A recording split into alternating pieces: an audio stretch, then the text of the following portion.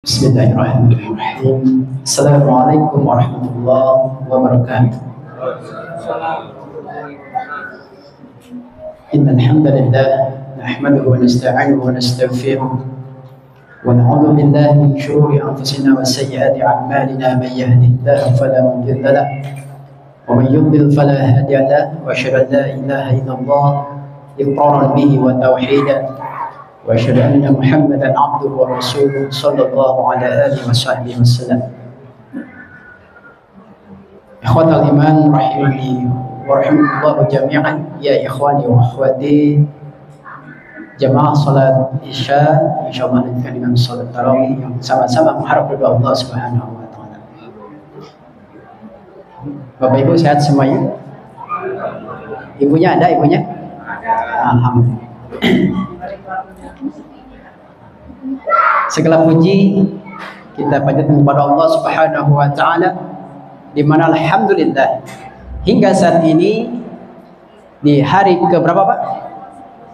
Ramadan 23 malam 24 ya.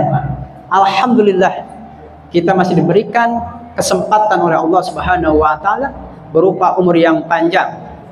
Apa tujuannya? Dua. Satu, untuk orang yang belum beriman agar segera beriman.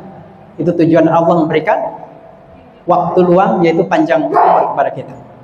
Untuk orang yang sudah beriman, maka untuk segera meningkatkan keimanan dan ketakwaannya kepada Allah Subhanahu wa taala. Sesungguhnya hidup di dunia ini sangatlah singkat dan kematian setiap hari mengancam kita. Dan apabila sudah datang ajalnya, la yu'akhkhar law kuntum ta'lamun, tidak akan bisa ditangguhkan walaupun sesaat. Ini yang harus kita selalu perhatikan, bagaimana kita mempersiapkan diri kembali kepada Allah dalam keadaan husnul khatimah. Semoga kita menjadi penghuni surganya Allah. Ikhwatal iman, Bapak Ibu yang dimuliakan Allah Subhanahu wa taala, izinkan kami menyampaikan beberapa hal menjelang kita sholat tarawih. Semoga bermanfaat. Hadis Nabi Shallallahu Alaihi Wasallam dari Abdullah bin Ibnu Abbas bahwa Rasulullah SAW bersabda, al jannatu mushtaqatun ila arba'atin nafar. Surga merindukan 4 golongan. Nah, mau kita dirindukan oleh surganya Allah? Bapak Ibu mau? Siapa yang nggak mau ya? Ada 4 golongan, 4 orang atau 4 sifat orang-orang yang dirindukan oleh surganya Allah, berlandaskan dalil hadis dari Ibnu Abbas radhiyallahu anhu bahwa Rasulullah bersabda, al jannatu mushtaqatun ila arba'at nafar. Yang pertama, talil Quran. Orang-orang yang selalu tilawah Al-Quran, membaca Al-Quran. Itu yang pertama.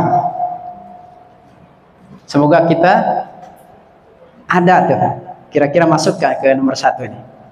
Insya Allah selalu membaca Al-Quran. Apalagi di bulan suci Ramadan diturunkannya Al-Quran, bahwa Ramadan adalah syahrul Quran. Syahrul Ramadan alladzi unzila fihi Al-Quran. Tuh. Di bulan Ramadan diturunkannya Al-Quran. Maka harus lebih banyak lagi menghatamkan Al-Quran. Tidak ada waktu untuk disia-siakan di bulan suci Ramadan ini. Dan talil Quran ini tidak hanya di bulan Ramadan, tapi 11 bulan selanjutnya harus selalu membaca Al-Quran. Setelah dibaca, dipahami Al-Quran, kemudian diamalkan Al-Quran sehingga menjadi pedoman hidup kita. Insya Allah kalau kita dibimbing dengan Al-Quran, tidak akan kesasar hidup kita. Asal dibimbing dengan Al-Quran, dengan wahyu Allah. Tapi kalau dibimbing dengan hawa, maka siap-siap hidup kita akan kesasar. Itu yang pertama. Mari kita cocokkan, muhasabah, kira-kira kita masuk gak ya keempat golongan ini. Yang kedua, wahafidil lisan, yaitu orang-orang yang selalu menjaga lisannya. Dari apa? Dari ucapan-ucapan, dari perkataan-perkataan yang kotor. Maksudnya adalah perkataan yang tidak bermanfaat. Di sana ada kebencian, ada fitnah, ghibah, dan seterusnya. Kalau lisan kita masih seperti ini, maka tidak masuk ke golongan tadi yang diridhokan oleh surganya Allah. Makanya Rasulullah bersabda, ya, barang siapa yang beriman pada Allah dan hari akhir, falyaqul khairan aw liyasmut. Man kana yu'minu billahi wal yawmil akhir, falyaqul khairan aw liyasmut. Barang siapa yang beriman kepada Allah dan hari akhir, maka Rasulullah apa? Falyaqul khairan. Katakanlah yang baik, katakanlah yang benar. Kalau tidak bisa berkata baik, maka lebih baik diam. Tuh. Mari kita muhasabah, apakah lisan kita masih suka menyakiti orang? Masih suka menggibah orang? Baik secara langsung maupun secara isyarat. Ini termasuk orang-orang yang muflis. Orang-orang yang akan bangkrut nanti, datang menghadap Allah dalam keadaan tidak bawa apa-apa, alias bangkrut. Muflis namanya, bukan mukhlis. Muflis, orang-orang yang bangkrut. Itu yang kedua. Kemudian yang ketiga, orang-orang yang dirindukan oleh surganya Allah adalah wa mut'al ji'an, yaitu orang yang selalu memberikan makan kepada orang yang kelaparan, kepada orang yang membutuhkan. Maknanya luas, yaitu membantu orang-orang yang membutuhkan, baik berupa makanan dan seterusnya. Wa ta'awanu 'alal birri wat taqwa, harus kita tolong menolong dalam kebaikan dan ketakwaan. Wa la ta'awanu 'alal itsmi wal udwan, dan janganlah kau tolong menolong dalam dosa, ya, dan permusuhan. Kita hanya boleh tolong menolong dalam keadaan takwa dan kebaikan. Jangan tolong menolong dalam permusuhan dan dosa. Wa mut'al ji'an, memberikan makan kepada orang yang kelaparan. Lihat tetangga kita, baik yang dekat maupun yang jauh. Apakah masih banyak yang kelaparan? Maka kewajiban kita yang mampu, yang rezekinya lebih oleh Allah dikasihnya, untuk langsung wa mut'al ji'an, memberikan makan kepadanya. Jangan pelit, ya, karena sesungguhnya ketika kita ingin diberkahi oleh Allah Subhanahu wa taala, ingin dilimpah ruahkan rezekinya, maka caranya yaitu dengan diinfak sedekahkan. Allah akan membalasnya berlipat ganda ganjarannya, yaitu 700 lipat. Allah jelaskan dalam surah Al-Baqarah, perumpamaan orang-orang yang berinfak di jalan Allah, ya, bagaikan satu biji tumbuh jadi 7 tangkai. Setiap tangkai akan berbuah 100 buah. Jadi akan dilipatkan menjadi 700 lipat sekali apa? Infak.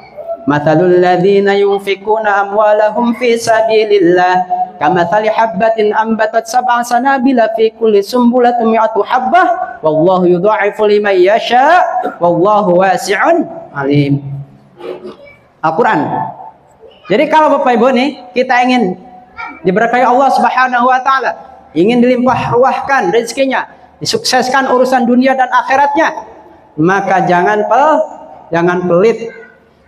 Jangan sampai beranggapan ketika kita sedekah habislah atau berkurang rezeki kita. Enggak, justru dengan kita infak sedekah, maka akan terus Allah limpah ruahkan, akan Allah balas 700 lipat. Yakin atau tidak? Al-Quran apa bukan ini? Al-Quran. Harus yakin. Dalikal kitabul la raiba fi. Ketika sudah Al-Quran berbicara, la raiba fi, jangan ragu. Kita banyakkan ragu, jadi doa pun gak dikabul. Banyak ragu kitanya. Dikabul gak ya? Dikabul gak ya? Gak yakin namanya itu. Harus yakin. Jangan setengah-setengah, yakin. Ya, dzalikal kitabul la raiba fi, kata Allah. Dibuka dengan kalimat la raiba fi, jangan ragu fihi, di dalamnya hi Al-Qur'an. Jangan ragu terhadap Al-Qur'an. Itu yang ketiga.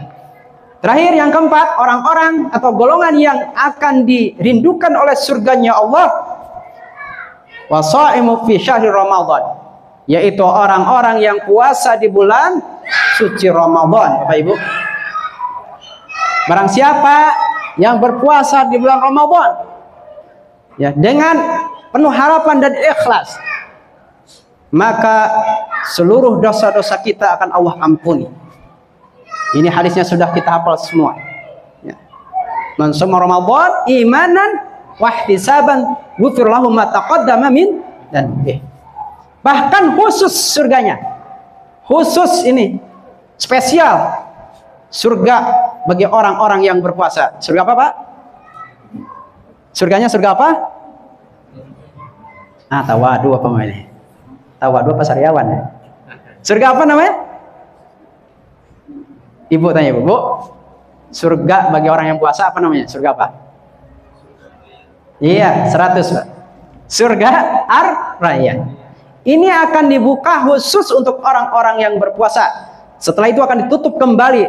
Tidak akan dibuka untuk orang-orang yang sholat, untuk orang yang sedekah. Beda ini, khusus. Pintunya khusus. Orang yang puasa khusus, yaitu pintu surga Ar-Rayyan. Subhanallah.